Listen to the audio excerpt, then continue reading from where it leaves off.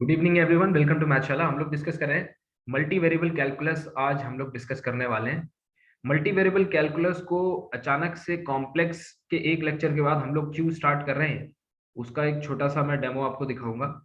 उसका रीजन ये है कि कॉम्प्लेक्स मल्टी वेरिएबल कैलकुलस का जो एनालिसिस है वो आपको एक रास्ता खोलता है कॉम्प्लेक्स एनालिसिस पे।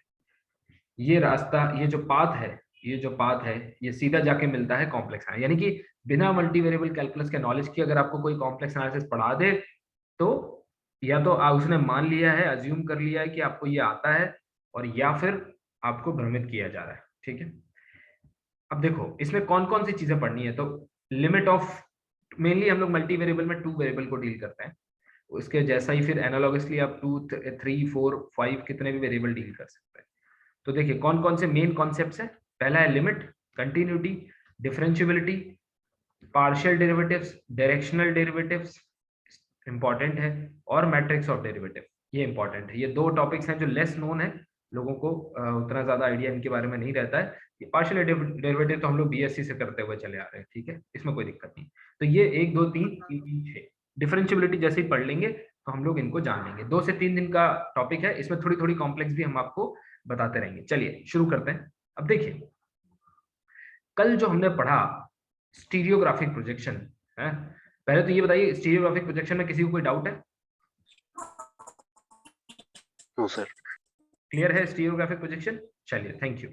आप देखिए, जब आप कॉम्प्लेक्स प्लेन की बात करते हैं, इसका आप नाम देते हैं कॉम्प्लेक्स प्लेन। ठीक है, मैंने कहा है कॉम्प्लेक्स नंबर z जो x प्लस आई वाई, आई जो है वो मल्टीप्लीकेशन नहीं है, ये रिप्रेजेंटेशन है कि ये इमेजिनरी पार्ट है। तो इसको किससे देखा जाना चाहिए? इसको x कॉमा वाई के जैसा देखा जाना चाहिए, तभी आप इसको कॉम्प्लेक्स प्लेन बोलने लायक भी होंगे। अदरवाइज ये कहाँ से कॉम्प्लेक्स प्लेन है? ये तो एक 2 डायमेंशनल प्लेन है। लोग आपको पूछ सकते हैं कि अरे भाई ये तो R2 है, आप इसको कॉम्प्लेक्स प्लेन कैसे बोल रहे हैं? तो this is why, because we are saying ये 1, 1 on 2 मैपिंग है between a complex number, set of complex number C, इसको क्या ऐसे स्क्रिप्ट C से डिनोट करते हैं, और R2 के बीच में। तो C और R2 जो है वो इंटर रिलेटेड है एक 1, 1 on 2 मैप के सहारे। ठीक है, और मैप क्या है अगर कोई पूछे, मैप क्या है? अच्छा, ये पहले ऐसे बना देता हूँ। मैप क्या है? Map is f of x plus i y is x comma y. जैसे ही आप डिफरेंट ऑर्डर पेयर चेंज कर देंगे, आपको एक नया कॉम्प्लेक्स नंबर मिल जाएगा, और डिफरेंट कॉम्प्लेक्स नंबर के लिए नया ऑर्डर पेयर मिल जाएगा। So this is how it looks like. जब हम इस चीज को एनालाइज करते हैं तो कॉम्प्लेक्स नंबर सिस्टम को एनालाइज करना बहुत आसान हो जाता है। क्यों? क्योंकि ये कॉम्प्लेक्स प्लेन बन गया। अब नंबर सिस्टम के अंदर क्या क्या चीजें हैं, तो आइए समझ लेते हैं। कॉम्प्लेक्स नंबर सिस्टम, ठीक है, complex number system. Real analysis का बहुत फंडामेंटल नॉलेज चाहिए आपको, जो चाहिए वो मैं आपको बताता भी रहूंगा। जैसे पहली चीज आपकी क्या होती है कि भाई कोई पॉइंट है, उसकी लोकेशन कैसे, मतलब कैसे लोकेट करते हैं, लोकेशन ऑफ एनी पॉइंट, तो वो तो आपने सीख लिया है कि लोकेट कैसे करते हैं, तो 12th का टॉपिक है। सेकेंड पार्ट होता है neighbourhood of any point, of any point. अब इसके लिए हमें वापस आना होगा रियल एनालिसिस के टॉपिक पर, और यहां से मैं आपको दिखाऊंगा कि नेबरहुड क्या होता है। तो देखो, नेबरहुड का मतलब क्या है? जब रियल एनालिसिस थी, यानी कि एक डायमेंशन थी, कभी रियल एनालिसिस की बात हो तो अपना पेन उठाओ, पेन की जो लाइन है, ये जो पेन आपको आपके हाथ में दिख रहा है, ये रियल लाइन है, और उस पेन को टेबल पे रख दो तो वो पूरी की पूरी टेबल आपका कॉम्प्लेक्स प्लेन है। ठीक है, तो ऐसे विजुलाइज किया करो हमेशा। तो अब जब आप एक रियल लाइन पे बात कर रहे हो तो किसी का नेबरहुड है ना, नेबरहुड या तो उसके लेफ्ट के चीजें हो सकती थी, और या फिर राइट में चीजें हो सकती थी, ये नेबरहुड हुआ करता था। अगर कोई बोले डेल्टा नेबरहुड, तो डेल्टा नेबरहुड क्या हुआ करता था? एनबीडी। कोई पॉइंट अल्फा है, अल्फा के लेफ्ट में डेल्टा लेंथ यानी ए माइनस डेल्टा, और अल्फा के राइट में डेल्टा यानी ए प्लस डेल्टा, इतने पे एक मार्क, एक कट करो, और ये पूरा इंटरवल कंसीडर कर लो, यानी interval alpha minus delta two alpha plus delta, या एप्सिलॉन जो भी, इसको कहते थे डेल्टा नेबरहुड। ये इंटरवल है, ये एक ओपन इंटरवल है ना, इसको कहते थे नेबरहुड ऑफ एनी पॉइंट। अब अच्छा, डिलीटेड नेबरहुड क्या होता था? जिसमें वो खुद का पॉइंट जो है वो एक्सक्लूड कर दिया जाए, वो होता था डिलीटेड नेबरहुड, है ना, उसको कहते थे हम लोग डिलीटेड नेबरहुड। ऐसे ही अगर कोई कॉम्प्लेक्स नंबर है यहाँ पे x, y, तो अब यहाँ पे समस्या खड़ी हो गई। क्यों? क्योंकि अब मान लीजिए जैसे आप एक पेन पे किसी ऑब्जेक्ट को खड़ा करें तो उसके लेफ्ट और राइट में ही, मतलब या तो उसके दाईं तरफ राइट साइड में कोई आदमी खड़ा होगा या तो लेफ्ट साइड में, यही तो एलिमेंट्स होंगे।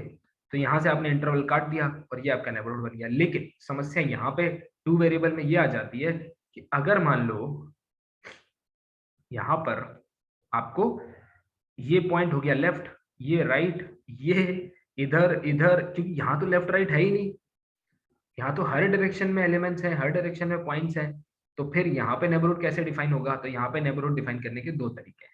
अगर आपको डेल्टा लेंथ का नेबरहुड निकालना है, कोई पूछे कि डेल्टा नेबरहुड का क्या मतलब होता है, कह दो नेबरहुड का मतलब जो, वैसे अगर किसी को देखना है तो मैंने एक पूरा लेक्चर डाल रखा है नेबरहुड पे। अब देखो ये कोई पॉइंट है x, इसका नेबरहुड निकालना है। कोई पूछे आपके पड़ोस में कितने लोग रहते हैं, तो आप उससे पूछिए कि पड़ोस आप कितना कहना चाह रहे हैं, तो 2 मीटर मान लो, जिसने लेंथ है 2 मीटर या 100 मीटर, तो आपके 100 मीटर की रेंज में लेफ्ट और राइट में कितने लोग रहते हैं उसको बता दीजिए। ये हो गया आपका 100 मीटर नेबरहुड। ठीक है, क्यों? क्योंकि हो सकता है आप सिर्फ इतने को ही पड़ोस मानते हो, इसलिए ये निर्धारित करना हमारा काम है कि डेल्टा कितना होना चाहिए, यानी कि आपको कितना नेबरहुड चाहिए वो मुझे बता दीजिए, मुझे मतलब एक्स को, है ना। क्यों? क्योंकि पड़ोस का कहोगे तो मेरी तो इधर उधर भी नहीं बनती है, बिल्कुल इधर और बिल्कुल उधर भी नहीं बनती है, तो मेरे पड़ोस में मैं तो कह दूंगा कोई नहीं है, मेरा नेबरहुड कुछ है ही नहीं। फिर है ना, इसलिए डेल्टा आप मुझे बताओ 50 मीटर का नेबरहुड, 100 मीटर का नेबरहुड। समस्या ये पेन पे तो ठीक थी, जब ये टेबल पे आ गई तो समस्या बड़ी हो गई, है ना। अब हमें डिसाइड करना पड़ा डेल्टा नेबरहुड का मतलब क्या हो गया। या तो देखो, या तो आप डेल्टा लेंथ के चारों तरफ ऐसे बैरियर लगाओ, ठीक, चारों तरफ बैरियर लगाओ, डेल्टा लेंथ इधर और डेल्टा लेंथ, और एक क्या बना लो, स्क्वायर, चारों तरफ ऐसे स्क्वायर बन गया। अब इसके अंदर आने वाले सारे पॉइंट्स आपके डेल्टा नेबरहुड हो गए, इस स्क्वायर के अंदर आने वाले सारे के सारे पॉइंट्स आपके क्या हो गए, डेल्टा नेबरहुड। अगर ये लेंथ आपकी डेल्टा है, मतलब आपने डेल्टा लेंथ पे मार्क लगा दिया है, ये डेल्टा नेबरहुड हो गया। इसको डिनोट कैसे कराओगे वो भी बता दूंगा अभी। इसको डिनोट कैसे कराओगे, x minus a less than delta, मान लो आप a comma b, x y नहीं, a कॉमा बी के अराउंड निकाल रहे हो, ठीक है, तो a comma b x minus a और y minus b less than delta, ये हो गई आपकी नेबरहुड की definition. x minus a less than delta से ये वाला नेबरहुड इंटरवल कवर हो गया, और y minus b less than delta से ये वर्टिकल वाला इंटरवल कवर हो गया, तो ये पूरा का पूरा स्क्वायर कवर, रेक्टेंगल कवर हो गया, सॉरी स्क्वायर। ठीक, एक तो ये तरीका है। ये दूसरा एक तरीका क्या है उसको भी समझ लेते हैं। अच्छा, वो दूसरा तरीका ये है कि अगर मान लीजिए मैं एक पॉइंट उठाऊं, कौन सा, a कॉमा बी, और मैं ये भी तो कह सकता हूं सर, अगर मैं डेल्टा लेंथ का रेडियस ले लूं और अपने चारों तरफ ऐसे ऐसे ऐसे करके एक सर्कल बना लूं, तो इसके अंदर आने वाले सारे एलिमेंट्स भी तो मेरे डेल्टा नेबरहुड में ही होंगे। मैंने कहा बिल्कुल करेक्ट है। तो सर क्या मैं डेल्टा नेबरहुड को, delta neighbourhood of a comma b को ऐसे डिफाइन नहीं कर सकता? कैसे, x माइनस ए, है ना, सर्कल का इक्वेशन, यहाँ पे क्या लिखोगे, x comma y belong to R2 such that x minus a whole square plus y minus b whole square less than delta square, या फिर square root of x minus a whole square plus y minus b whole square less than delta. एक तो तरीका ये है, यानी कि two variable में यहाँ पे जो लिख रहा हूं उसको ध्यान रखिएगा, इन टू वेरिएबल्स जो नेबरहुड होता है वो दो तरह का होता है। वहां पे तो केवल एक ही होता था, लेफ्ट राइट से इंटरवल कट करो और वो पूरा इंटरवल आपका नेबरहुड हो जाता था, है ना। याद रखना कोई पॉइंट छूटता नहीं था, है ना। इसीलिए मैंने आपको सिखाया भी है कि नेबरहुड का मतलब क्या होता है, इसका कोई पॉइंट नहीं छूटना चाहिए, यानी जिस सेट के पास इंटरवल नहीं होता है उसके पास कभी किसी का नेबरहुड नहीं बन सकता। दो तरह का नेबरहुड है, कौन सा, एक हो गया रेक्टेंगुलर नेबरहुड, और दूसरा, या फिर इसी को स्क्वायर कहते हैं, और दूसरा कौन सा, दूसरा हो गया सर्कुलर।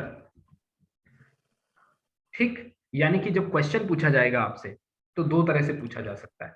जब आप एप्सिलॉन डेल्टा लिमिट पे या कंटिन्यूटी पे लगाते हो तो आपको गिवन क्या होता है, बहुत सारे लोगों को यही क्लियर नहीं होता है, तो आओ सीखें।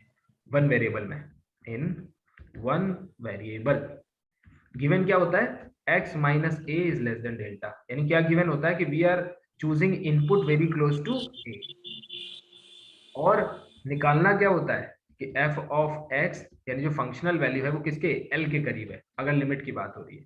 अगर फंक्शनल वैल्यू की बात हो रही है तो l को फंक्शनल वैल्यू से रिप्लेस कर दीजिए, ये लिमिट की कंटिन्यूटी की बात हो जाएगी।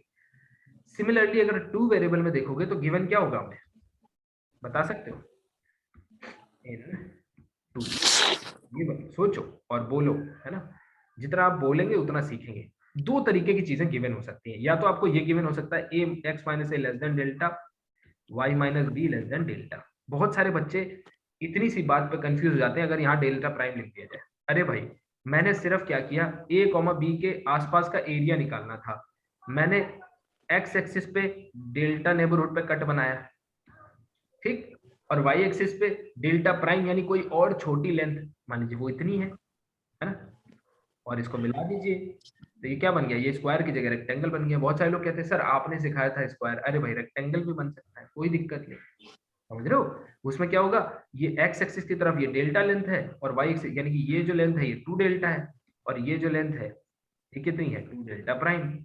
ये गिवन होता है, और आपको प्रूव क्या करना होता है, mod of f of x comma y minus f of a comma b less than epsilon. और आप जानते हैं एप्सिलॉन एप्सिलॉन कुछ नहीं होता, ये कंसीडर करना होता है, इसका यूज करना होता है जो गिवन है, और जो कुछ आता है वो डेल्टा का फंक्शन होता है, उसी को एप्सिलॉन का नाम दे दिया जाता है। ठीक है, डेमोन्स्ट्रेट करके अभी दिखा दूंगा। अब देखिए आगे चलते हैं, या फिर एक और स्थिति दी जा सकती है, या फिर आप उसका इस्तेमाल कर सकते हैं। क्या, अगर कोई पूछे सर ऐसे भी तो दिया जा सकता है, ये भी तो गिवन हो सकता है, मैं बोलूंगा बिल्कुल गिवन हो सकता है। एप्सिलॉन डेल्टा डेफिनेशन में हो सकता है किसी ने नेबरहुड कौन सा वाला लिया हो, सर्कुलर नेबरहुड लिया हो, तो ये कौन सा नेबरहुड है, रेक्टेंगुलर, और ये कौन सा नेबरहुड है, सर्कुलर, तो दोनों के कोई भी। अब आप ये देखोगे कितनी ब्यूटीफुली वन वेरिएबल जो है वो धीरे धीरे धीरे धीरे टू वेरिएबल में आपको पिक्चर दिखाता है। जब ये एक्सटेंशन समझ जाओगे तो आपको समझ में आ जाएगा कि कैसे टू वेरिएबल को थ्री वेरिएबल में एक्सटेंड किया जाता है। ठीक है, अब देखो ये नेबरहुड हो गया, तो आपको प्रूव क्या करना है, सेम थिंग, अगर लिमिट की बात करें, सॉरी कंटिन्यूटी, ठीक, तो ये तो हो गया नेबरहुड का कॉन्सेप्ट। अब कोई पूछे, अब देखना, कोई पूछे ओपन सेट क्या होता है, सॉरी हाँ, सॉरी ओपन सेट से पहले आपको इंटीरियर पॉइंट पता होना चाहिए ना, इंटीरियर पॉइंट, तो वन वेरिएबल में, अच्छा यहाँ पे लिख दीजिए इन टू वेरिएबल्स, कोई डेफिनेशन में फर्क नहीं होता है, जो वन वेरिएबल में होती है वही टू वेरिएबल में होती है। वन वेरिएबल में इंटीरियर की देखो फायदा है आपका, वन वेरिएबल का ही सारा रिकॉल हो रहा है, तो जिन लोगों ने वन वेरिएबल को नहीं भी पढ़ा है they can also understand from this. तो मान लीजिए ये पॉइंट है ए कॉमा बी, हमने सीख लिया है क्या कि एक हमारा डेल्टा सर्कुलर नेबरहुड होता है और दूसरा रेक्टेंगुलर होता है। एक बड़ी बड़ी ब्यूटीफुल थ्योरम है, मैट्रिक्स स्पेस में पढ़ाई जाती है क्या, कि एक सर्कल के अंदर आप हमेशा एक रेक्टेंगल ड्रॉ कर सकते हैं, और हर रेक्टेंगल के अंदर एक सर्कल ड्रॉ कर सकते हैं। ठीक है, इन एवरी रेक्टेंगल, ध्यान से सुनिएगा, in every rectangle we can have a circle, and in that circle we can again draw a rectangle. इससे सर आप ये सब बता क्यों रहे हैं, ये इसलिए बता रहा हूं कि दोनों ही नेबरहुड क्या है, क्या है बताओ, शब्द, मैथ्स का एक शब्द निकाल के लाओ, दोनों नेबरहुड क्या है, इक्विवेलेंट। मैथ में, मैथमेटिक्स में एक टर्मिनोलॉजी है, दो ऑब्जेक्ट्स को अगर सिमिलर प्रूव करना होता है तो उनको इक्विवेलेंट कहते हैं, बाइजेक्शन में आपसे सिमिलर प्रूव करते हैं और उनको क्या कहते हैं, इक्विवेलेंट। यानी कि सर इक्विवेलेंस का मतलब क्या है, इक्विवेलेंस का रियलिस्टिक मतलब ये है कि आप चाहे ये वाला रेक्टेंगुलर नेबरहुड यूज करें या फिर आप सर्कुलर नेबरहुड यूज करें, ये दोनों ही क्या है, इक्विवेलेंट है। कैसे प्रूव हुआ, एक छोटी सी मैथमेटिकल रीजनिंग से, कि एवरी रेक्टेंगल के अंदर आप एक सर्कल बना सकते हैं और उसी सर्कल के अंदर आप फिर से एक रेक्टेंगल बना सकते हैं, फिर सर्कल, यानी कि दोनों एक दूसरे में कंटेन्ड है, यानी कि इक्विवेलेंट है। समझ पा रहे हैं, यहां तक क्लियर है, यस और नो, फटाफट बताइए, आगे बढ़ते हैं। Yes sir. Yes sir. Yes sir. अब इंटीरियर पॉइंट क्या है, किसी सेट का इंटीरियर पॉइंट, तो देखिए इंटीरियर कहते हैं ना, घर का इंटीरियर कराना है यार, इंटीरियर मतलब अंदर का पॉइंट है ना, यानी पॉइंट लाइंग इनसाइड। कितना इनसाइड? Totally inside. तो अगर किसी को इंटीरियर की डेफिनेशन समझ में ना आती हो तो मेरा एक वर्ड ये हाथ याद रखना, क्या? Totally inside. टोटली इनसाइड का मतलब ये होता है कि अगर उस पॉइंट के आसपास मैं कितना भी छोटा नेबरहुड बनाऊं, यानी छोटा सा, अब पहले नेबरहुड ये होता था, ध्यान से देखना, ये पॉइंट है, ये नेबरहुड बना दिया, छोटा बनाना है ये बना दिया। अब कैसे बनाओगे? अब देखो, कोई पॉइंट होगा, उसके आसपास कोई कहे कितना भी छोटा नेबरहुड, तो हमेशा गोला बनाओ या रेक्टेंगल बनाओ, जो आपकी चॉइस। दोनों इक्विवेलेंट है, दिखा दिया है, ठीक है। मोस्टली हम लोग सर्कल से डील करते हैं, ठीक है, कोई बात नहीं। इसका मतलब यह है कि अगर आपने कोई नेबरहुड बनाया किसी पॉइंट में, तो टोटली उस सेट के अंदर होना चाहिए। अगर ऐसा हो रहा है, एक भी ऐसा गोला अगर आप बना पा रहे हैं उस पॉइंट के अराउंड, तो इसका मतलब है कि वो पॉइंट उस सेट का इंटीरियर पॉइंट है, अंदर का पॉइंट। जैसे मान लीजिए ये आपको सेट दिया हुआ है, ये सेट, अब सेट तो जो है वो 2 डायमेंशन में कुछ ऐसा ही दिखेगा, है ना। पहले सेट क्या होता था, यहां से यहां तक ले लो, ये सेट है एस, अब ये सेट होगा एस, है ना। अब ये कौन सा है, ये रेक्टेंगल है, स्क्वायर है, क्या है, ये तो बाद में ही पता चले। अब देखो ये पॉइंट, क्या ये पॉइंट टोटली इनसाइड है? यानी कि मैथमेटिक्स की लैंग्वेज में क्या ये पॉइंट इंटीरियर पॉइंट है इसका? बताओ। यस, क्यों है? क्योंकि इसके अबाउट एक नेबरहुड हम लोग बना पा रहे हैं जो बना टोटल, सकते हैं। ठीक है। अगला क्वेश्चन, कोई नया मेंबर बताएगा तो आई विल बी हैप्पी। श्रुति, कोई भी श्रुति बता सकती है, 2 है आई थिंक। ये पॉइंट जो आपको दिख रहा है, क्या ये हमारे पास इसका इंटीरियर पॉइंट है? ये पॉइंट, यस सर। ओके। क्यों? क्योंकि यहाँ पे भी हम लोग एक नेबरहुड इस तरह का बना पा रहे हैं, लेकिन अगर मैं एक पॉइंट को इसकी बाउंड्री पे रख दूं, ये रख दूं, तो क्या ये इंटीरियर पॉइंट होगा? No, no. कारण क्या है? नो सर, क्या है कि टोटली इनसाइड वी है। Can't make a circle. Exactly, अगर हम we can make a circle, but the problem is that the circle which we are inscribing around that space, that doesn't totally belong to the set, it some of its part goes outside of it। ये वाली problem है, कुछ part जो है इसका बाहर निकल जाता है ना, ये दिक्कत है। इसलिए ये पॉइंट जो है वो नॉट एन इंटीरियर पॉइंट है, ये सारे इंटीरियर पॉइंट है। ये पॉइंट जो है that is not an interior point, interior point. अब देखो ये सब क्या हो रहा है, ये, अच्छा आपको नहीं लगता ये कॉम्प्लेक्स नंबर सिस्टम एनालिसिस हो रहा है? क्योंकि 2 वेरिएबल में a कॉमा b को a प्लस आई भी तो लिख सकते हो, यानी कि ये 2 प्लस 3 आयोटा का नेबरहुड, कोई पूछे 2 प्लस 3 आयोटा का नेबरहुड कैसा दिखेगा, कह दो 1 मिनट रुको, 2 प्लस 3 आयोटा ये है, इसका नेबरहुड कितना बड़ा चाहिए, इतना बड़ा, ये लो, या तो ये ऐसा दिखेगा, अच्छा रेक्टेंगुलर नहीं चाहिए, सर्कुलर चाहिए, लो ऐसा दिखेगा, या थोड़ा बड़ा बना लो, ऐसा दिखेगा, ये लो, ये हो गया नेबरहुड, ठीक है, उसको इंस्क्राइब करता हूँ। अब इंटीरियर पॉइंट हो गया टोटल। अब एक्सटीरियर पॉइंट, तो एक्सटीरियर पॉइंट क्या होगा? एक्सटीरियर पॉइंट, एक्सटीरियर पॉइंट का मतलब है टोटली बाहर, है ना। इसको ऐसे याद रखना है, टोटली आउटसाइड। अब आप समझ गए होंगे टोटली आउटसाइड, सर क्यों हम दूसरा पॉइंट बनाए? ये देखो पॉइंट, ध्यान से देखना, ये टोटली आउटसाइड है, कैसे पता करोगे? इसी नेबरहुड की डेफिनेशन से। अगर एक सर्कल में उस पॉइंट के आसपास बना पाऊं जो टोटली उस सेट के बाहर हो, यानी उसका सेट से इंटरसेक्शन जो है वो 5 होना चाहिए, वो क्या हो जाएगा? एक्सटीरियर पॉइंट हो जाएगा। अगर आप मैथ्स को देखें तो इंग्लिश के अगर आपको टर्म्स पता है तो मैथ्स लगभग पहले मैथमेटिक्स और मैथमेटिकल ऑब्जेक्ट की कल्पना की जाती है, फिर उसकी डेफिनेशन इंग्लिश डिक्शनरी से उठा के बना दी जाती है, ठीक है। ये हो गया एक्सटीरियर पॉइंट। अब कोई पूछे, यानी कि सर एक तरीके से और कह सकते हैं क्या, सर ये एस है, क्या हम इसको एस कॉम्प्लीमेंट बोले? हाँ बोलो, इस एस कॉम्प्लीमेंट का ये इंटीरियर पॉइंट भी तो है, बिल्कुल। यानी कि एक्सटीरियर पॉइंट कौन है? इंटीरियर पॉइंट, यानी कि जो बाहर के ऑब्जेक्ट का इंटीरियर है वही मेन ऑब्जेक्ट का एक्सटीरियर है। Interior point of s complement is exterior point. ठीक है भाई, क्लियर है? फटाफट बताइए यस और नो। Yes sir.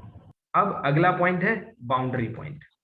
अब कोई बोला, एकदम नया बच्चा बोला, सर मैं बताऊंगा। मैंने कहा वेरी गुड, बताओ।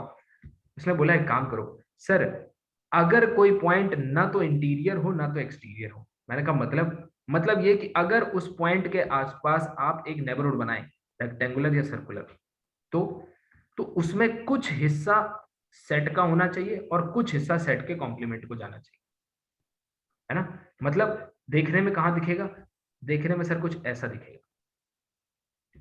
क्यों? क्योंकि इसका अगर नेबरहुड बनाओगे, ये रहा इसका नेबरहुड, ये जैसे नेबरहुड बनाओगे तो इसका कुछ हिस्सा, ये ब्लू वाला पार्ट जो है ये सेट को बिलोंग कर रहा है, और जो व्हाइट वाला पार्ट है ये सेट कॉम्प्लीमेंट को belong.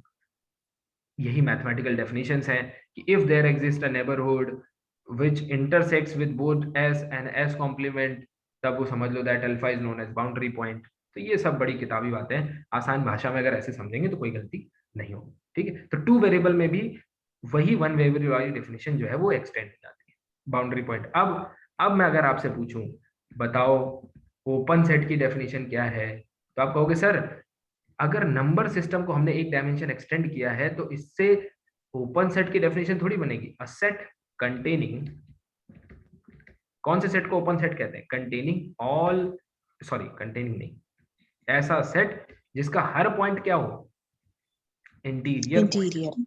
Every point is an interior point. घबराने की बात नहीं है, इंटीरियर पॉइंट। इतनी आसान भाषा में समझा दूंगा, कभी नहीं भूलेंगे। क्या मतलब है इसका?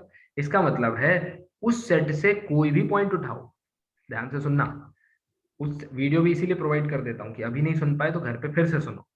उस सेट के अंदर का कोई भी पॉइंट उठाओ, ठीक है। देखो याद रखो, किसी भी चीज को समझने के लिए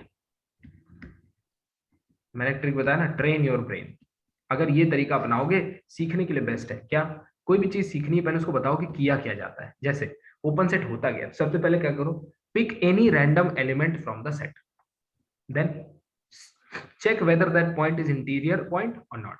If it is interior point, okay. If it is not, cross it.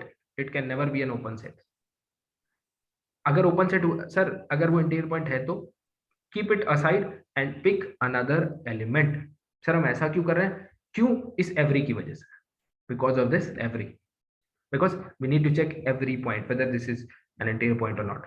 चलो सेट बनाता हूं x, y such that x square plus y square is less equal y। दूसरा x, y, आप अपना दिमाग लगाना शुरू करें, है ना, ओपन सेट है या नहीं, लेस देन 4। बताइए इनमें से कौन सा सेट ओपन सेट है? इसको ड्रॉ करके ही आप बता पाओगे। इसको ड्रॉ करोगे ऐसा, और क्योंकि लेस इक्वल है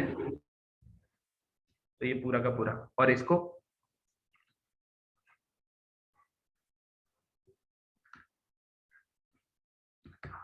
ठीक है ड्रॉ कर लिया।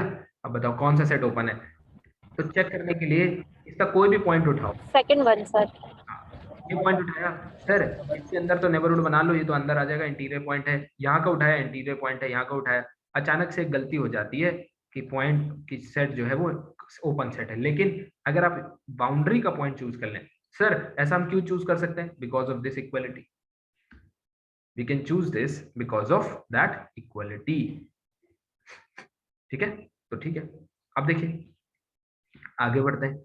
ये तो इसका कोई भी नेबरहुड बनाओगे वो बाहर हो जाता है, इसलिए ये पॉइंट क्लोज्ड, ये सेट जो है ओपन नहीं है, तो ये नॉट ओपन। हम लोग क्या पढ़ रहे हैं? हम लोग पढ़ रहे हैं point set topology of two variables. ये क्या है? ये ओपन सेट है। क्यों? इसके अंदर का कोई भी पॉइंट उठाओ, लेट्स से आपने ये उठाया, ये इसके अंदर देखो टोटल नेबरहुड अंदर आ गया, ठीक है, यानी कि हर पॉइंट इंटीरियर पॉइंट है। सर बाउंड्री पे ले लूं तो बाउंड्री पे ले ही नहीं सकते, क्यों?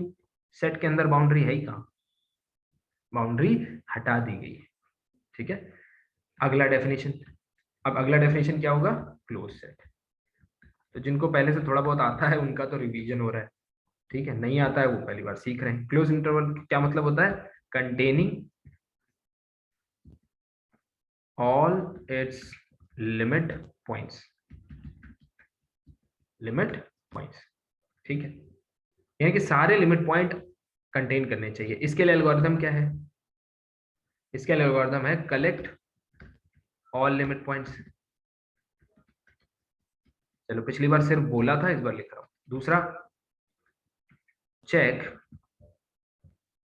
whether each limit point belong to the set or not, belong to the set or not. अगर हर लिमिट पॉइंट सेट को बिलोंग कर रहा है देन फाइन, कोई भी मिस कर रहा है बाहर कर दो, सेट क्लोज नहीं हो सकता। क्यों? ऑल लगा हुआ है ना भाई, ये ऑल, तो ये है एल्गोरिथम। ठीक, ऐसे करके पढ़ोगे, समय थोड़ा लग सकता है। आजकल बड़ा मिसकंसेप्शन है कि 4 महीने में, आइए 4 महीने में बोल रहा हूँ, सॉरी 40 दिन में करें संपूर्ण जो है नेट की तैयारी। अरे भाई किन चक्करों में पढ़ रहे हो? ये 40 दिन करके 10 बार भी करोगे ना, 400 दिन भी बिता दोगे तो तैयारी नहीं होगी। आप मुझसे पढ़ें या किसी से भी पढ़ें, धैर्य, पेशेंस, किताबें, मेहनत, ये जब तक नहीं होगा कोई इंसान आपको सफलता नहीं दिला सकता।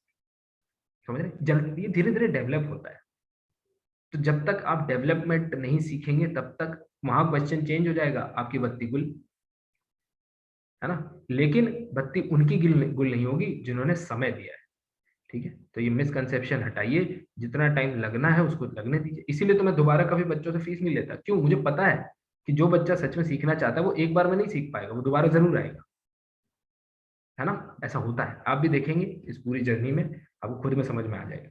देखिए, क्लोज सेट हो गया, ठीक, ओपन सेट पढ़ लिया, क्लोज सेट पढ़ लिया, interior point, exterior point, limit point, boundary point. अच्छा, लिमिट पॉइंट, अब लिमिट पॉइंट क्या है फिर से रिकॉल कर लेते हैं। आप क्यों लिमिट पॉइंट पढ़ना जरूरी है? आपने कहा कि collect all it's limit point. Limit point होता क्या है? देखो, कोई ऐसा पॉइंट जो सेट की रेंज में होता है, रेंज मतलब फंक्शन वाली रेंज नहीं, मतलब समझ रहे हैं? जैसे क्या मैं आज एक मोटर बाइक खरीद सकता हूँ? शायद हाँ। क्या मैं बुलेट खरीद सकता हूँ? शायद नहीं, है ना? क्या मैं कार खरीद सकता हूँ? शायद नहीं। यानी कि मेरे एक होंडा की छोटी सी मोटरसाइकिल मेरी रेंज में है, वैसे समझिएगा लिमिट पॉइंट। यानी कि कोई पॉइंट जो या तो टोटली सेट के अंदर आ जाए या फिर सेट के इतने करीब हो कि अगर उस सेट से, उस एलिमेंट का कोई भी नेबरहुड बनाए तो वो सेट से इंटरसेक्ट कर जाए। समझ रहे हैं? तो देखो कौन से पॉइंट लिमिट पॉइंट होंगे? एवरी नेबरहुड ऑफ अल्फा, अगर आप अल्फा को लिमिट पॉइंट कहना चाह रहे हैं, है ना, alpha must intersect with set S other than alpha. Other than alpha मतलब ऐसा ना हो कि नेबर, मतलब इसके नेबरहुड में ये अल्फा आ रहा है और एस के साथ आप इसका इंटरसेक्शन निकाल रहे हो, ये सिर्फ अल्फा ही आ रहा है, ऐसा नहीं। अदर देन अल्फा के अलावा भी पॉइंट्स आने चाहिए। और ऐसा कब होना चाहिए? हर एक के साथ, हर एक लिमिट पॉइंट के, हर एक नेबरहुड के साथ होना चाहिए, तब जाके अल्फा जो होगा क्या बनेगा? Limit point other than alpha itself. अब वो लोग खुद महसूस कर रहे होंगे जिन्होंने 2 महीने पहले ये सब शुरू किया था। आज आप खुद बताइए, आज आपको ये बेहतर लग रहा है? बेहतर अंडरस्टैंडिंग बन रही है कि नहीं? क्यों? क्योंकि आंखों के सामने है ना। इसीलिए कहता हूँ कि 2 बार तैयारी होनी चाहिए। चलिए, क्योंकि सिर्फ नेट पास करके बैठना थोड़ी है, आपको टीचर भी बनना है, कहीं डिलीवर करना पड़ेगा भैया, यही तो दिक्कत है। समझ रहे हैं? अगर सिर्फ सर्टिफिकेट से घर पे सैलरी आ जाए तो कितना बढ़िया होता कि धीरे से एक बार तुक्के से निकाल लिया, ABCD निकल गया, निकल तो गया, अब जाके खड़े होना पड़ेगा, 30 दिन तक खड़े होना है। तो वही लोग खड़े नहीं हो पाते जिन्होंने ऐसे 10-20 करके निकाल लिया है। अरे 10-20 करके एग्जाम निकल भी जाए तो 6 महीने सिर्फ इतनी मेहनत करो कि बच्चा जब तुम्हारी क्लास से जाए तो कहे खुश हो गए कि हाँ भाई सर ने कुछ ठीक ठाक सिखाया, है ना। तो सिर्फ नॉलेज के लिए पढ़ लो। तो एवरी नेबरहुड ऑफ अल्फा, यानी कि लिमिट पॉइंट सेट का वो पॉइंट होता है जो सेट की रेंज में होता है, सेट के करीब होता है।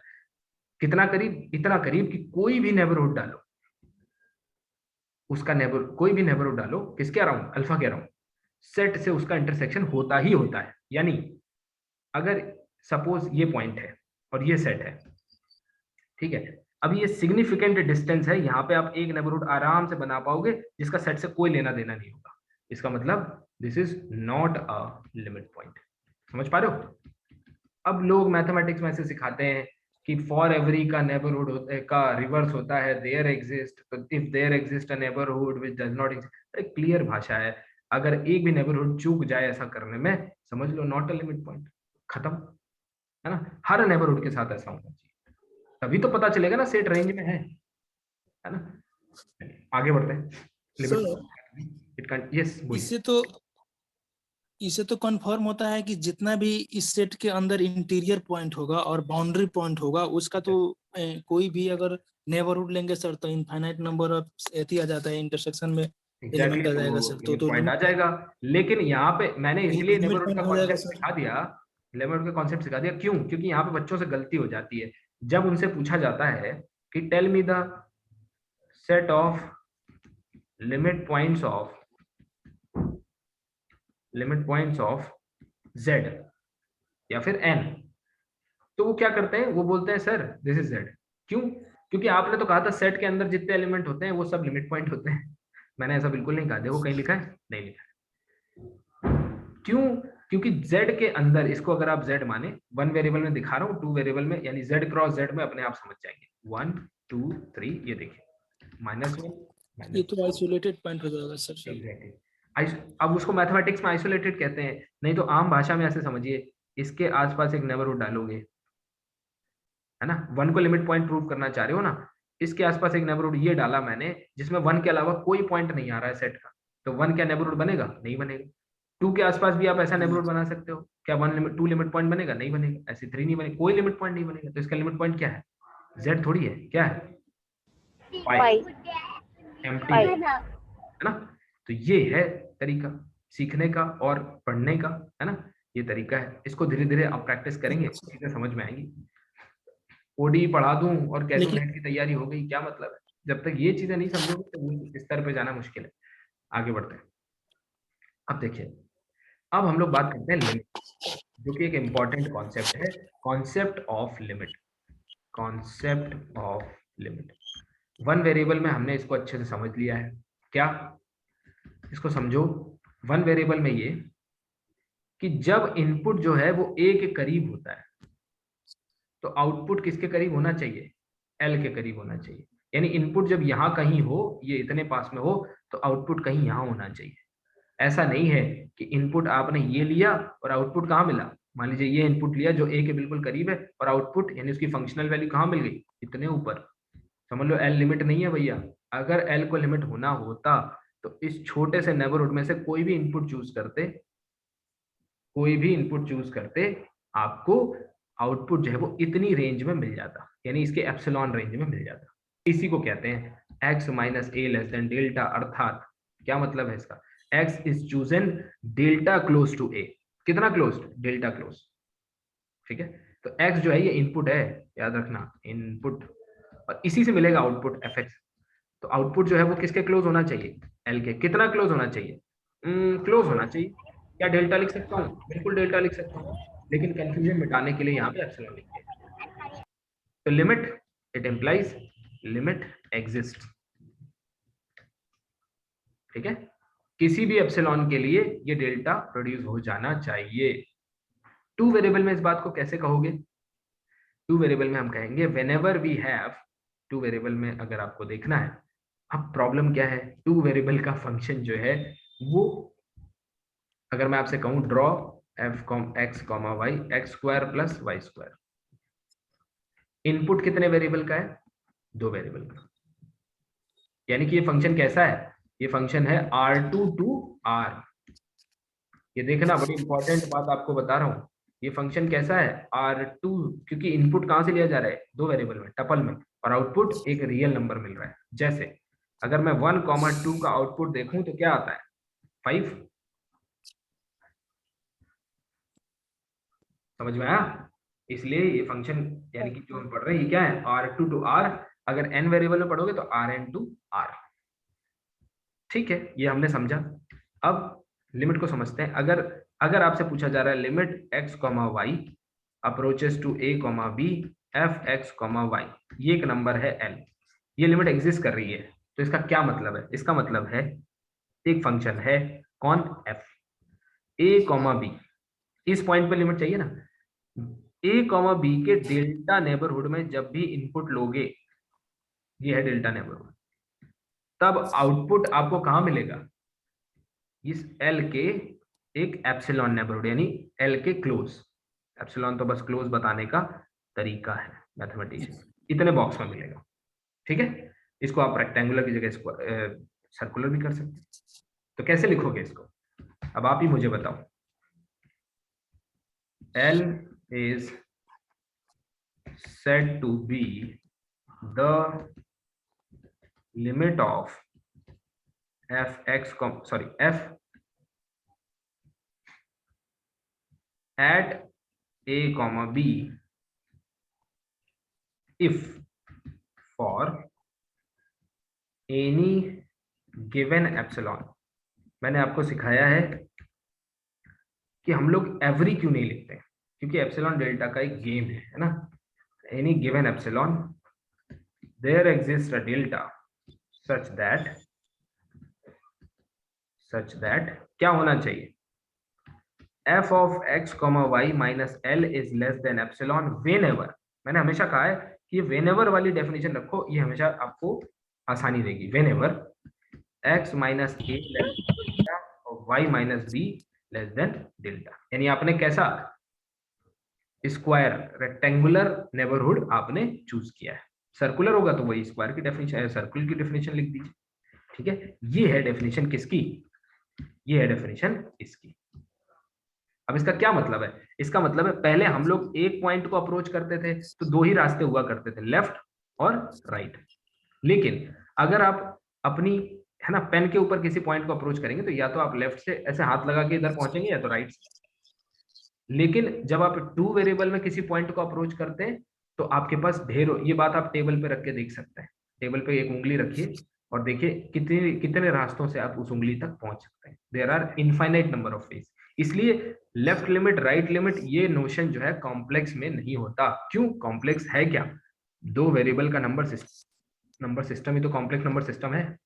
इसलिए ये जो left hand limit right hand limit का नोशन है ये सिर्फ आर तक सीमित रहता है, इसके बाद क्या होता है, ये खत्म हो जाता है। तो कॉम्प्लेक्स नंबर सिस्टम में लेफ्ट हैंड लिमिट और राइट हैंड लिमिट क्यों नहीं होता, ये बात क्लियर होनी चाहिए। अब मैं आपको पहले भी बता चुका हूं, अभी भी बताता हूं, लेफ्ट लिमिट और राइट लिमिट जैसा एक्चुअली कुछ नहीं होता है। क्या होता है, होता ये है कि x approaches to a from all possible path। मैंने आपको पहले भी दिखाया है, अभी दिखा रहा हूं, ऑल पाथ्स। अब जब मैं ये लिख देता हूं ऑल पॉसिबल पाथ्स, इसका क्या मतलब होता है, इसका मतलब होता है कोई पॉइंट है रियल लाइन पे, लेट अस से a, इसको अप्रोच करने के जितने भी रास्ते हैं उन सब रास्तों से चेक करो, अगर हर एक से लिमिट l आ रही है तो समझ लो l ही लिमिट है। ठीक है, तो अब कौन से पॉसिबल, ऑल पॉसिबल लिखा है तो दो ही है भैया, एक लेफ्ट से आ जाओ एक राइट से आ जाओ। इसीलिए यहाँ पे नाम रख दिया जाता है कि लेफ्ट हैंड लिमिट और राइट हैंड लिमिट। लेकिन ये मामला किसका है, वन वेरिएबल का। अगर बात हो टू वेरिएबल की और अगर लिख दिया जाए कि x, y अप्रोचेस टू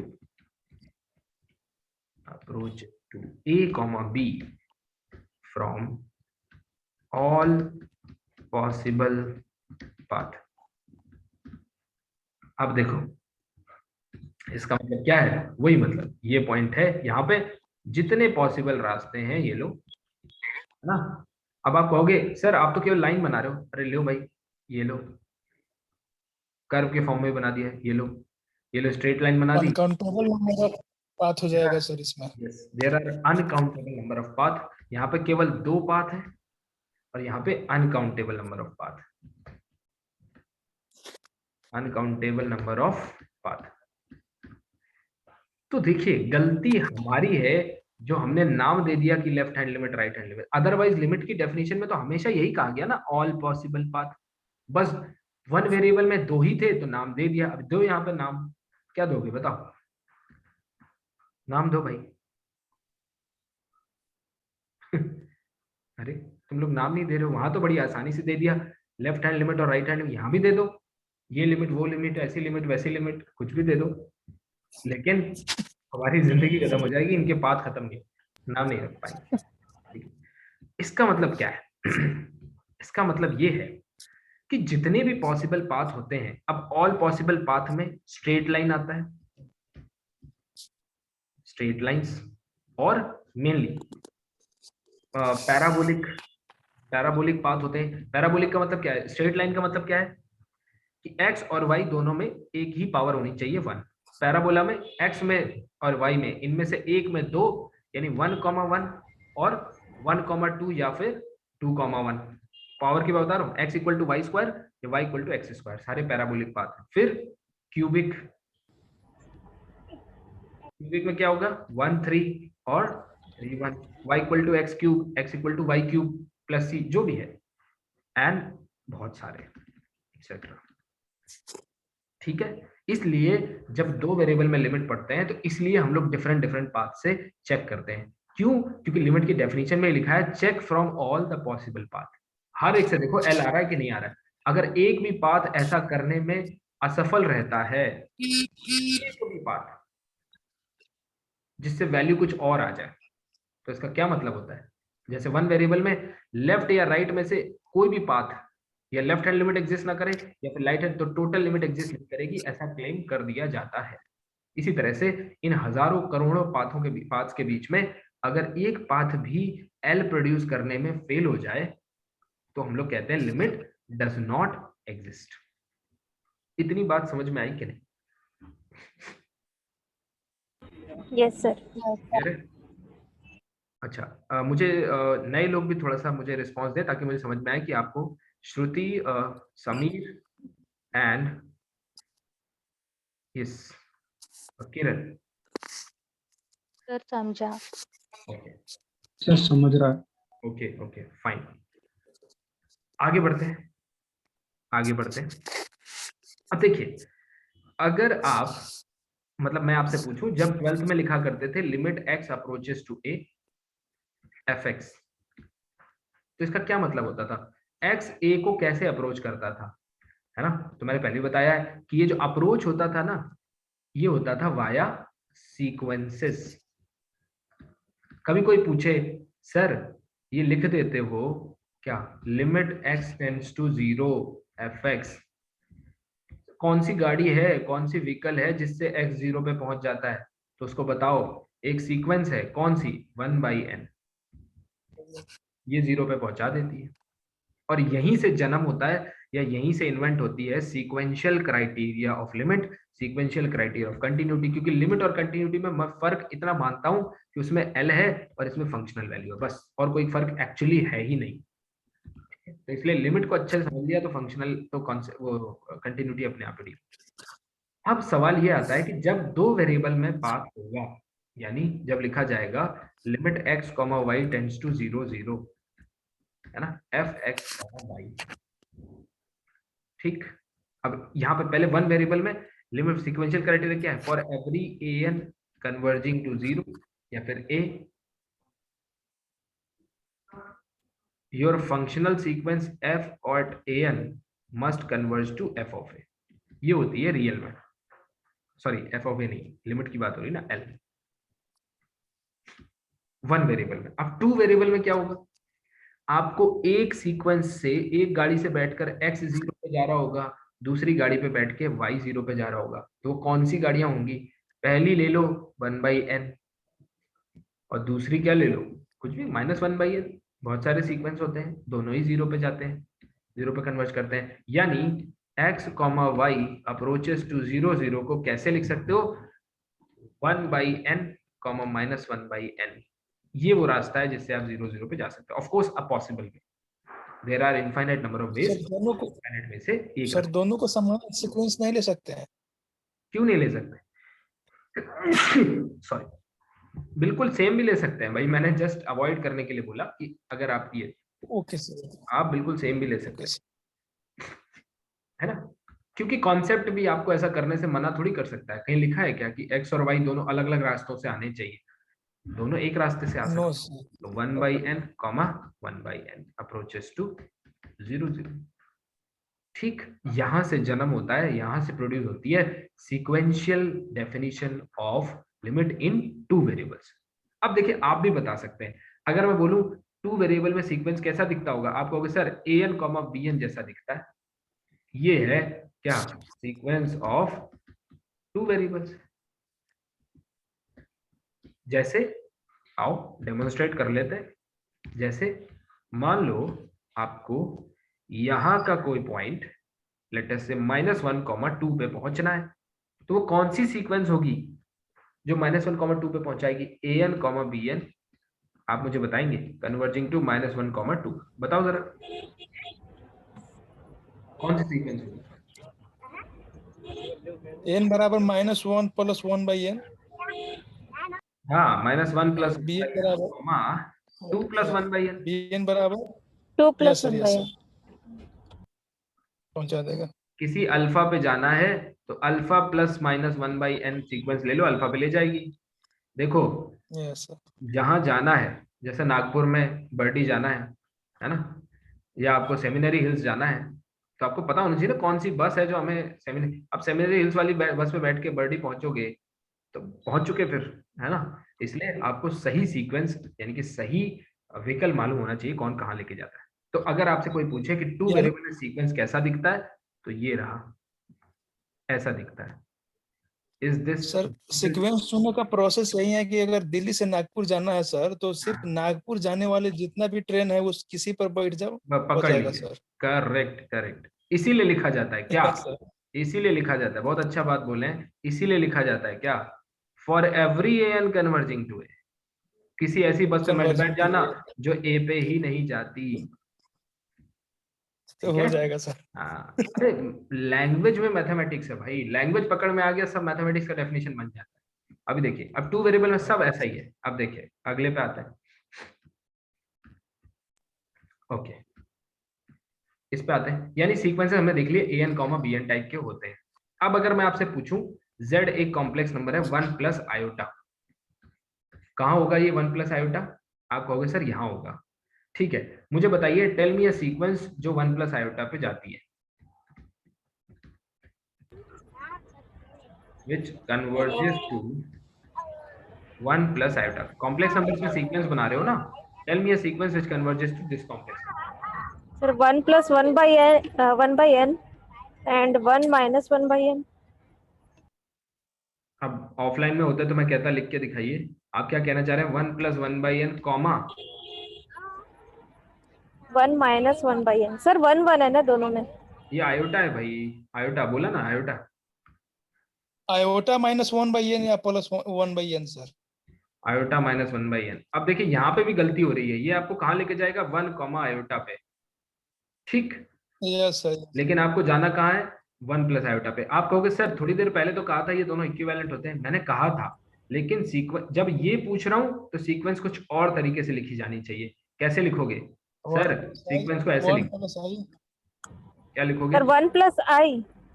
हाँ हाँ, -1/n चाहे +1/n कुछ भी सर। +1/n। समझ पा रहे हो? यानी कि अगर मैं लिख दूं आयोटा बाई n, तो ये सीक्वेंस कहाँ जाएगी? 0 पे। 0 पर। 0 पे. समझ पा रहे हैं? यानी कि लिखने की कोई बात नहीं है, अंडरस्टैंडिंग यहीं से बननी चाहिए। ठीक, ये है, इनको ऐड कर दीजिए, या फिर आप ऐसे लिख दीजिए 1 plus iota plus 1/n, this will lead to 1 plus iota. ठीक, तो ये सिंपल सी, बड़ी सिंपल सी रीजनिंग है अगर आपको सीक्वेंसेस से डील करना है। क्यों समझा रहा हूँ ये सब? क्योंकि मुझे क्या बनाना है? Sequential criteria.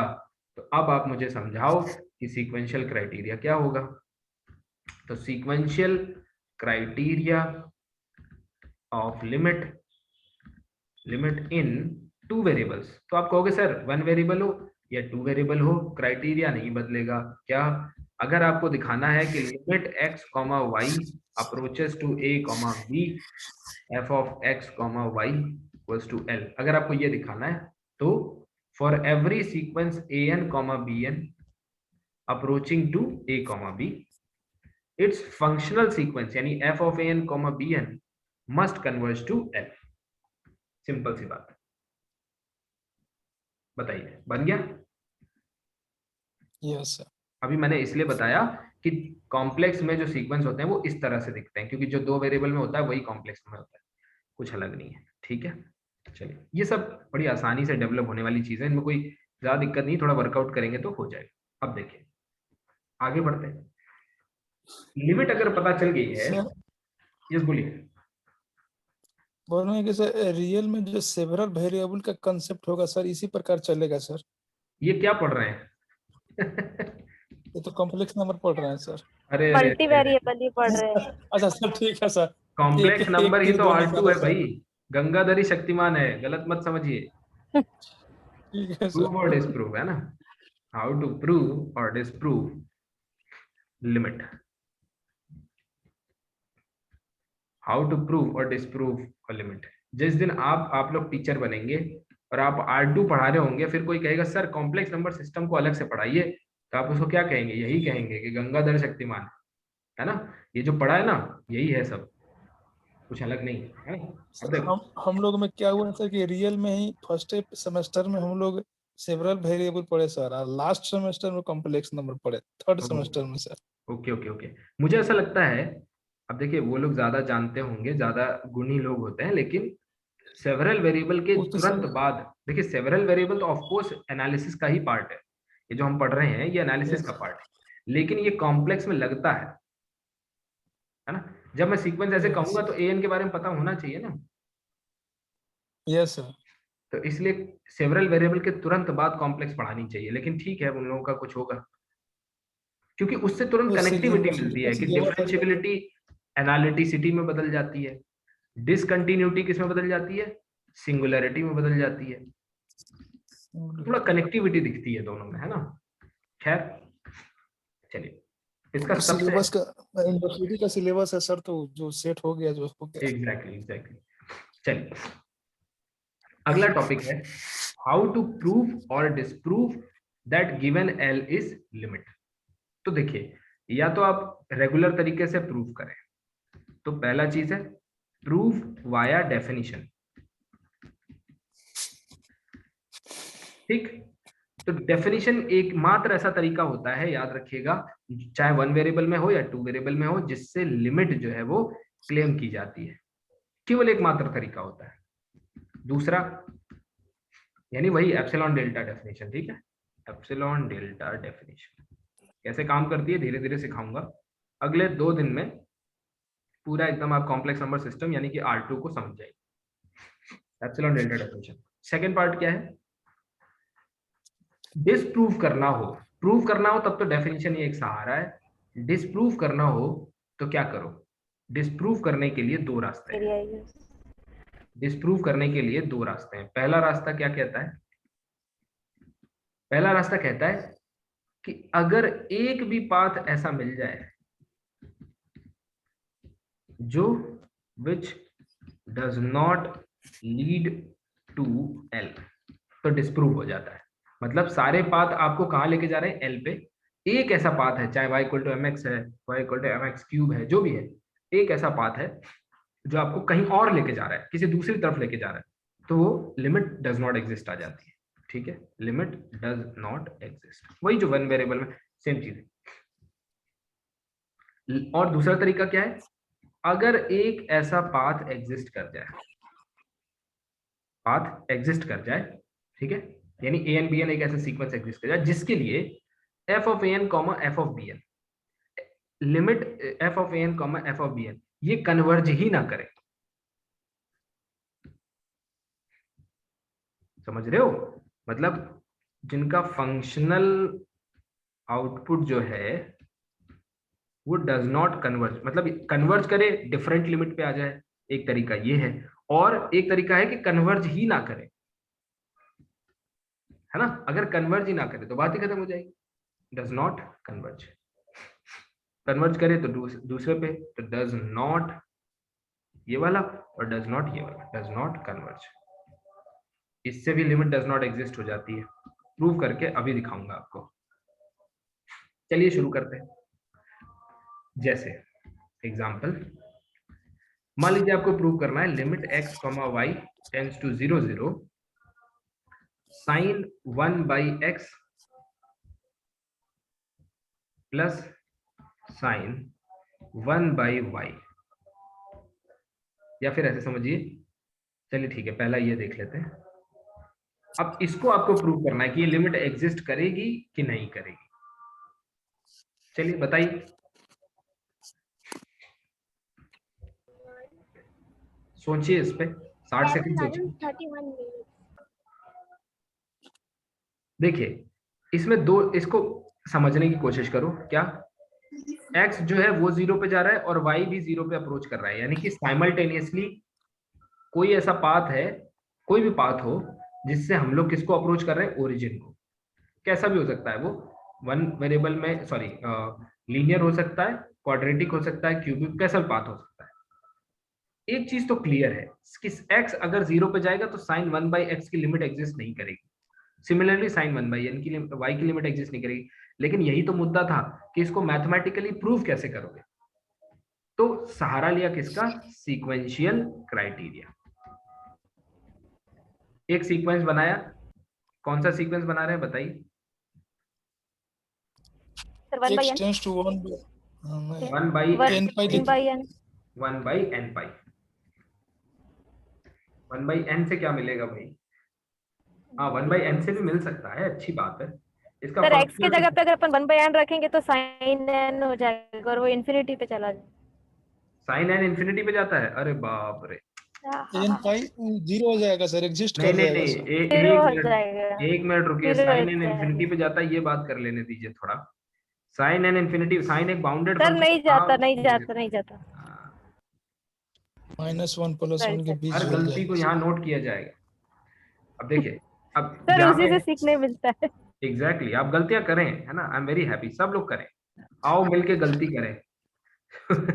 चलो, नहीं अगर ये सारे टीचर करें ना, ये बहुत सही चीज है, बच्चों को सिखाएं। Yes sir. क्या इंकरेजमेंट मिलता है, कॉन्फिडेंस, बच्चे आपकी क्लास में गलती करने से डरेंगे नहीं, समझ रहे हैं। अगर आप कह देंगे कि आओ कॉन्फिडेंस भी मिलके सकता गलती है करें, हाँ तो बच्चों में कॉन्फिडेंस आएगा। तो आपको अभी फनी लग सकता है लेकिन ये बहुत यूजफुल है। अभी देखिए ये 0 0 पे जा रहा है, ठीक है।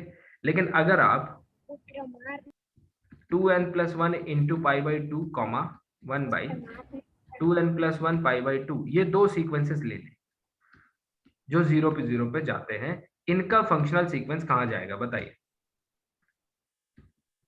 1 पर जाए, 1 - 1 पर जाएगा सर।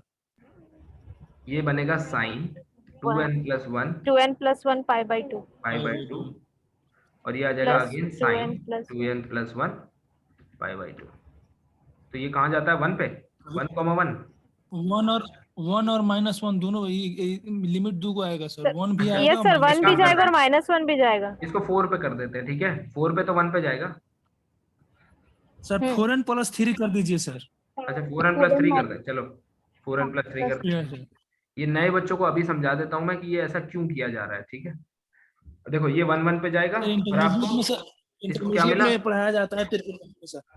इसमें क्या मिला, y 0 एक्सिस पे 0, और इसमें क्या मिला, 1 1। ये दोनों ही अलग लिमिट आ गई, एक से L1 आया और दूसरे से L2 आया। क्योंकि ये अनइक्वल है इसलिए limit does not exist. Not exist.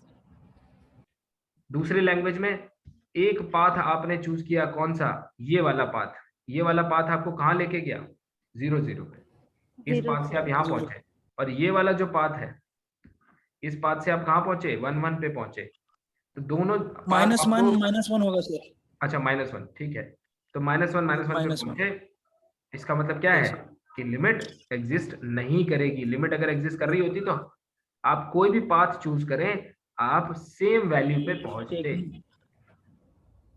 ठीक है। अब देखो फिर से समझ लेते हैं, जितने भी नए लोग हैं उनको बता देते हैं। एक्चुअली होता क्या है, साइन में एक पैटर्न होता है। साइन एक्स में क्या पैटर्न होता है, ये इस तरह का साइन एक्स का ग्राफ होता है, ये ऐसा, ये 0, ये जितना भी पॉइंट है, कौन सा, 0 पाई 2 पाई 3 पाई, यानी कि n पाई पे साइन क्या होता है, 0 हो जाता है। 0 साइन किसी भी n पाई पे 0 हो जाता है। तो हमें पता है कि अगर हम n पाई जैसा कुछ प्रोड्यूस कर दें तो हम इसको 0 पे ले जा सकते हैं। दूसरा, अगर आप इस सीक्वेंस को देखें, कौन सा, ये वाला पॉइंट, ये क्या है, π/2, फिर ये क्या है, 5π/2, है ना।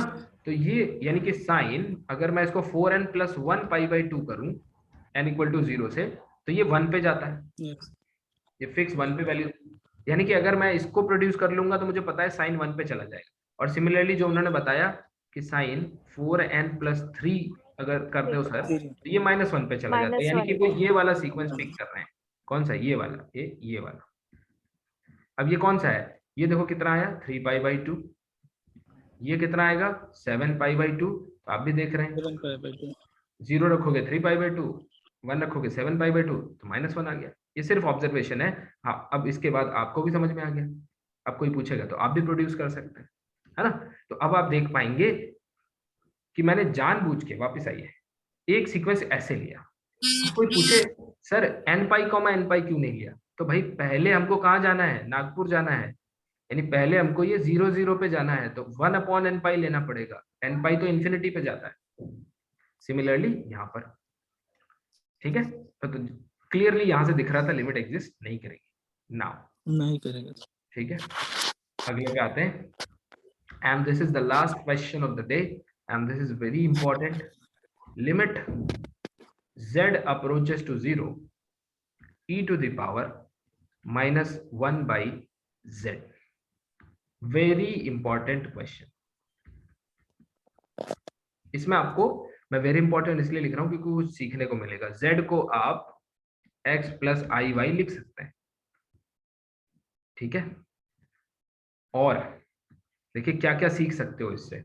अभी दिखा रहा हूं कि कैसे सेट ऑफ कॉम्प्लेक्स नंबर और R2 एक ही जैसे हैं, ठीक है। अगर यहाँ पे लिखा है z अप्रोचेस टू 0, तो आप बताइए अगर z 0 पे जाएगा इसका मतलब क्या है, x + iy 0 पे जा रहा होगा, तो इसका मतलब ये है यस सर। x 0 पे जा रहा होगा और y 0 पे जा रहा होगा, है ना। तो ये क्या लिखा हुआ है, एक तरह से अगर आप देखेंगे तो लिखा हुआ है limit x, y tends to 0 0 e to the power -1 x + iy। तो चाहो तो ये सॉल्व कर लो, चाहो तो ये सॉल्व, ये CSI नेट में कई बार आ चुका है। सोचो,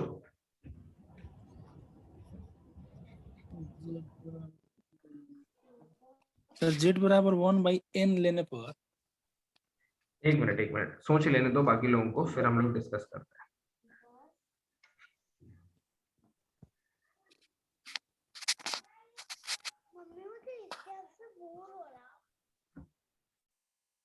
देखिए इस क्वेश्चन की लिमिट अगर देखें तो इंट्यूटिवली ये लिमिट 0 दिखती है, e to the power -∞ यानी कि 0, है ना। ऐसा लगता है कि ये लिमिट 0 है, ठीक है।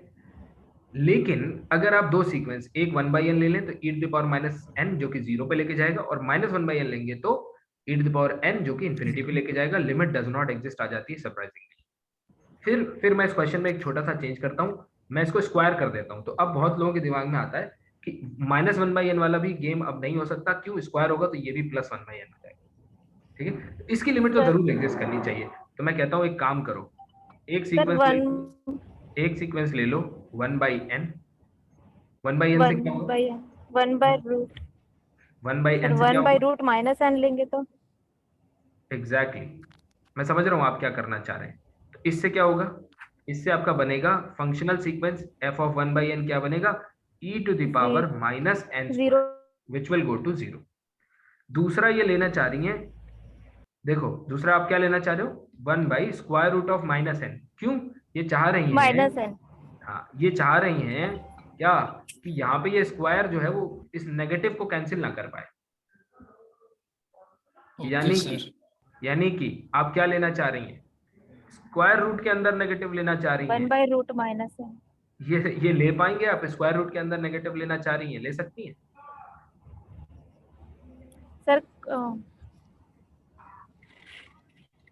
सर सीक्वेंस तो हमेशा सर वही रियल पर प्रॉब्लम हो डिफाइन रही है होता है। सर, उसी में प्रॉब्लम हो रही है। इसको एक और तरीके से लिख दें, आपकी प्रॉब्लम सॉल्व हो जाएगी। 1/n यानी i/n लिख दें। Yes yes sir. अब आप पूछोगे सर ये आयोटा कहाँ से आया, क्योंकि जा तो ये भी 0 पे रहा है। मैं कहूंगा भैया ये कॉम्प्लेक्स नंबर का सीक्वेंस है, ये जो भी आप ले रहे हो ये complex number, z approaches to 0 ना, तो कॉम्प्लेक्स नंबर का सीक्वेंस ऐसा सर, हो इसलिए सकता है। हाँ √-n ले सकते हैं ना सर।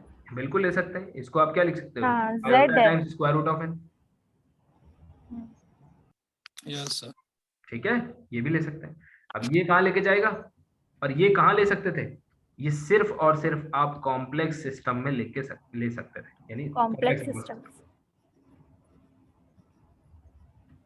तो मैं आपको धीरे धीरे side by side complex number भी सिखा रहा हूँ और आपको कनेक्शन भी बताते जा रहा हूँ कि कहाँ पर कैसा हो। अब इसका मतलब क्या है, यहाँ पे i बाई n अगर आप लेते हैं तो क्या आएगा, i स्क्वायर से -1 कैंसिल हो जाएगा and e to the power n square e आ का जाएगा, पावर n इन्फिनिटी पर भागेगा सर। फिर इन्फिनिटी, फिर limit does not exist. Yes sir, ये लग रहा था नागपुर पहुंचेगा लेकिन भागलपुर पहुंच गया सर ये।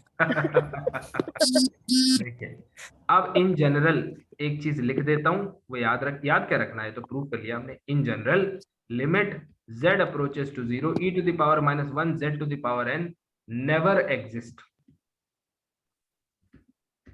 Does not exist for any n। कोई भी n आप ले लो, किसी के लिए भी एग्जिस्ट नहीं करता है। घर पे प्रैक्टिस कर लेना, होमवर्क में क्यूब के लिए ट्राई करना, आपको सीक्वेंसेस मिल जाएंगे। चलो बताओ, मजा आया भाई? Yes sir. बहुत बढ़िया सर। चलो, थैंक यू सो मच, मिलते हैं कल।